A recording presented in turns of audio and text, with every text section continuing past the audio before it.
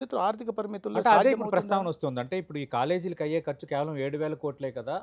అంటే ప్రభుత్వం అంత ఆర్థికపరమైన ఇబ్బందుల్లో ఉందా?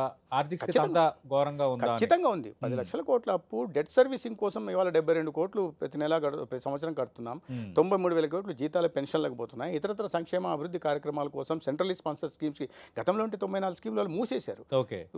స్టేట్ మ్యాచింగ్ గ్రాంట్ ఇవ్వాల్సి వస్తుంది. హ్మ్. ఇవాళ మళ్ళీ మొదలు పెట్టాం మనం. ప్రతి ఇంటికి మంచినీరు అందించాలా, ప్రతి ఒక్కరికి పేదకి ఇల్లు నిర్మాణం జరగాల, ఓకే. రహదారులు జరగాల, మౌలిక సదుపాయాల కల్పన జరగాల. ఇవన్నీ ఒక ఎత్తైతే ఇప్పుడు ప్రధానంగా వాటి మీద 7,000 కోట్లు పెట్టాలి. ఇవాళ పరిస్థితులు చూస్తే అది 10 ఏళ్ళకి కావచ్చు, ఇంకా తక్కువ ముందుకు కావచ్చు. కానీ దానికన్నా ముందు ఇప్పుడు ఉంటున్న సిస్టమ్ని పటిష్టం చేసుకోవాల్సి ఉంది. ఇవాళ ఉంటున్న టీచింగ్ హాస్పిటల్ని స్ట్రెంథెన్ చేయాలి. మీరు ఎక్కడ పోయినా కూడా రోజు రిపోర్ట్ చూస్తుంటారు, ఎంత నెగిటివ్ రిపోర్ట్స్ ఉంటాయి. పిఎస్సీలు పడిపోయినట్టు ఉన్నాయి. విలేజ్ హెల్త్ క్లినిక్, ఆయుష్మాన్ ఆరోగ్య మందిర్లు కేంద్రం నిధులు ఇస్తే దారి మళ్ళీ ఇచ్చారు. ఇవాళ వాటిని నిర్మించాలా, 6,000 పైగా నిర్మించాలా. ఇవాళ కర్నూలులో మీ ఐపీ బ్యాక్ ఆగిపోయి ఉంటుంది, నిర్మించాలా. అనంతపూర్లో ఈ ఎంసీహెచ్ బ్లాకు లేకపోతే స్పెషల్ ఇది సర్జికల్ బ్లాకు ఆగిపోయి ఉన్నాయి. కాకినాడ కళాశాల చాలా పురాతనమైంది, ఎప్పుడు పడిపోతుందో అక్కడ 500 నుంచి 600 కోట్లు ఖర్చు పెట్టాలా. ఉన్న సిస్టమ్ని స్ట్రెంథెన్ చేయాలా.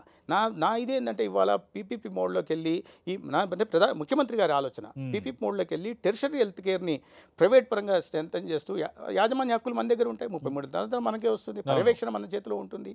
టెర్షరీ హెల్త్ కేర్ మీద ప్రధానంగా దృష్టి పెట్టి వాళ్ళ నాన్ కమ్యూనికబుల్ డిసీజెస్ ప్రబులుతున్న దృష్ట్యా ఈ డిసీజ్ బర్డన్ ఆల్మోస్ట్ 80% ఉన్న దృష్ట్యా వాటిని స్ట్రెంథెన్ చేసి ఈ మనం ప్రభుత్వం నుంచి వనరుల్ని ఇప్పుడు ఉంటున్న వ్యవస్థల్ని పటిష్టం చేసుకోవడం కోసం ఆల్రెడీ ఉంటున్న కేజీహెచ్లు కానీ జీజీహెచ్లు కానీ లేదా సెకండరీ హెల్త్ కానీ పటిష్టం చేసుకుంటే ప్రజల్లో విశ్వాసం పెరుగుతుంది.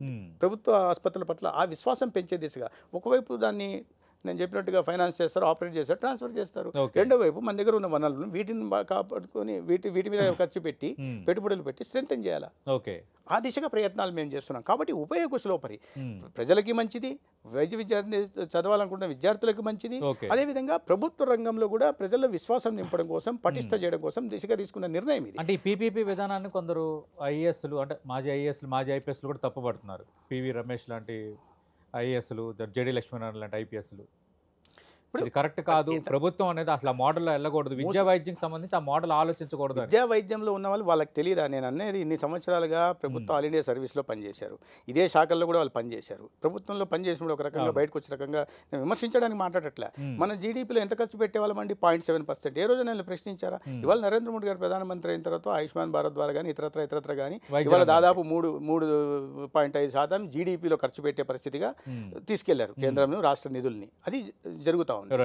అయితే వీళ్ళు తప్పు పట్టామంటున్నారు కదా. దాంట్లో ఒక అధికారి, రిటైర్డ్ అయిన అధికారి, ఇది రాజ్యాంగ ఉల్లంఘన అన్నట్టు గుర్తు. ఆయన మర్చిపోయారేమో. అక్టోబర్ 9వ తేదీ ఇదే రాష్ట్రంలో ఒక పబ్లిక్ ఇంట్రెస్ట్ లిటిగేషన్ వేస్తే హైకోర్టు చాలా స్పష్టంగా చెప్పింది, పీపీపీ మోడల్లో పోతే తప్పేంటి, రాష్ట్రం ఆర్థిక పరిస్థితుల్ని పరిగణలోకి తీసుకోవాలా, వాటిని దృష్టిలో పెట్టుకుని నిర్మాణాత్మకంగా స్ట్రాటజిక్గా వెళ్ళి వాళ్ళ పబ్లిక్ ప్రైవేట్ పార్ట్నర్షిప్లో నిర్మాణం చేసి తర్వాత యాజమాన్య హక్కులు మన దగ్గరే ఉంటాయి కాబట్టి వైద్య సేవల్ని పెంచుకోవాలా, వైద్య విద్యను కూడా పెంచాలని చెప్పారు. అంటే మరి అంతకన్నా న్యాయ కోవిధిలో ఒక గౌరవ హైకోర్టు న్యాయమూర్తి కన్నా రాజ్యాంగం మీద అవగాహన కలిగినాలు ఉంటే అది వాళ్ళ విజ్ఞతగానే వదిలేస్తుంది. కానీ ఒక కమ్యూనిస్ట్ భావజాలంతో ఉన్న వాళ్ళు, అదే అభివృద్ధి నిరోధకులు వాళ్ళతో చేతులు కలిపి ఆ రకంగా మాట్లాడడం అనేది నేను లెఫ్ట్ పార్టీస్ కూడా ఇప్పుడు దీన్ని లేవనెత్తుతున్నాయి. లెఫ్ట్ పార్టీస్ అంటేనే అందుకనే ప్రజలు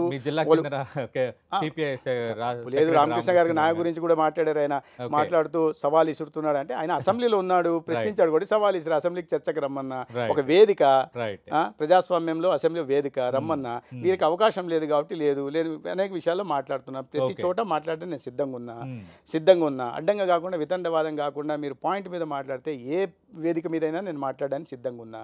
కాబట్టి ఊరికే అట్లా విమర్శలు చేయడము, అవగాహన లేకుండా తప్పుదోవ పట్టించడం మంచిది కాదు. ఆ ధోరణి కారణంగానే అదే ఊజుపట్టిన భావజానాలను ఇంకా వంట పట్టించుకొని దాన్ని కొనసాగించడం వల్ల ఇవాళ దేశంలో 0.1% తగ్గిపోయారనే విషయాన్ని గుర్తుపెట్టుకోవాలి. కాబట్టి ప్రజల ఆకాంక్షలకి, మనోభావాలకి వాళ్ళ ఆలోచన చాలా దూరంగా ఉంది.